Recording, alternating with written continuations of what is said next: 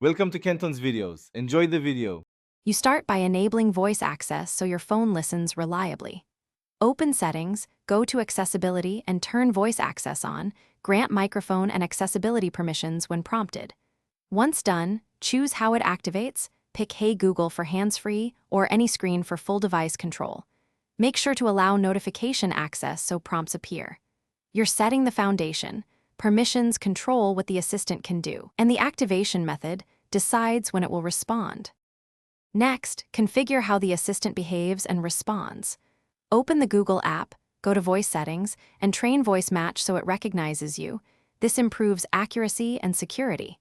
Then, enable personal results if you want calendar or messages read aloud. Once done, tweak speech speed and whether replies are spoken or shown. Make sure hands-free app access is allowed for media or navigation. This prevents interruptions when you drive or exercise and ensures commands run smoothly across apps. Finally, practice the commands you'll use daily. Say direct verbs, open Chrome, send message to Maria, I'm running late, or scroll down. Concise phrases improve recognition. Once comfortable, enable the tutorial overlay to learn numbered taps for complex screens.